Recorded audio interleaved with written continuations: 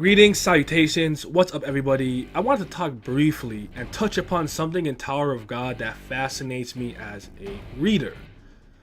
Anak Jihad and that sweet green lizard I mean the Tower's irregulars, am I right people? The irregulars are unchosen beings who enter the tower from the outside. They are not residents of the tower, though I feel Bam half breaks this rule, but that is a topic for another day. Alumik Endrock, I cannot pronounce these Korean names, so I butcher them all the time, told Evan that the tower doesn't open for anyone, but only to something that it needs, whether it be freedom, change, stability, or even a revolution. So let's talk about why the tower needs Enryu, who's a spear bearer, high ranker, and ranked number 2 overall in the tower. Even higher than Jihad, the tower's king, who is at number 3. He actually knocked King Jihad to rank 2, and eventually Phantominium would eclipse them both at number 1.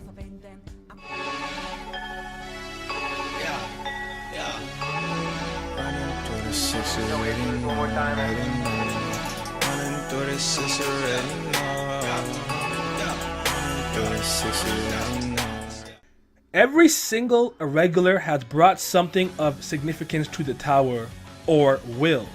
Believe it or not, that includes Rachel and the heads of the 10 great families. Bam will undoubtedly bring change. Phantominium can fuck everything up whenever he wants because he's an Axis, but he is inactive right now. Jihad became king and brought order to this tower under his rule, his empire.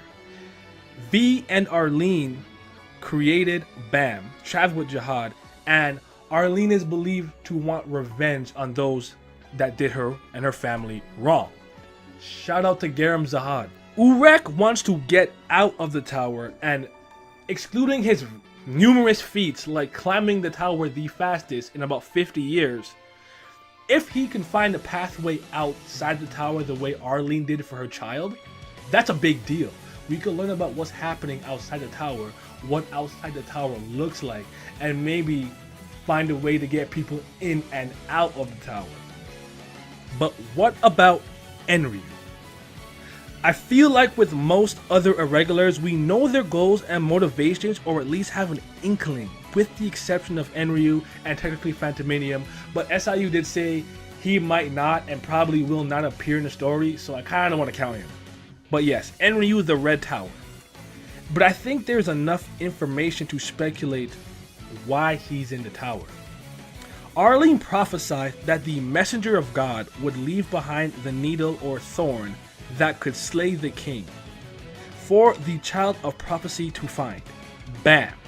I believe while Enryu is strong enough to take on King Jihad and hurt him due to not being a resident of the tower, he cannot kill him due to the immortality contract that Jihad has. Although, along with most of the 10 great families, or as Simi would say, the 10 great bums. But what Enryu could do is send a message, and he did, by killing something that was seemingly immortal, a guardian. The guardian of the 43rd floor, known as the Floor of Death. He sent a message to the false king and his foolish followers. Jihad laid waste to the shrine of Arlene Grace, or so Enryu believed, and warned those who followed the trash king to stop or die.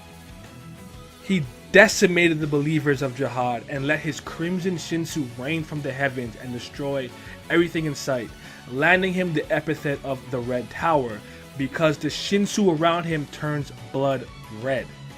With the death of the Guardian, Enryu's thorn was left for the one who would use it to cut the throat of the king. SIU has plans for Enryu to appear later on in the narrative, and I believe his role will not be too intrusive. He'll be more of a guide, mentor / messenger, not really a force that they can rely on to challenge the various enemies of the tower, because that'd be a little OP. But hopefully you get to see him fight someone powerful, whether it's a flashback or currently in the story when he is introduced properly. Fun facts, a Lightbearer once recorded that Enryu could use over 9,000 bangs. That is insane. But ultimately, I do think that Enryu's role is quite literally what he was called by Arlene. I believe that his role is to be the messenger, not so much the person who carries it out.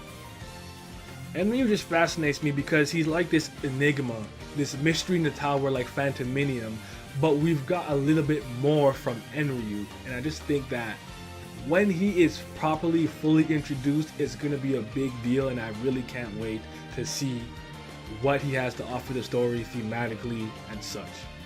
With that being said, that's all I wanted to say about Enryu for the time being. Thank you guys for watching. Y'all have yourselves a mighty fine day. Yeah.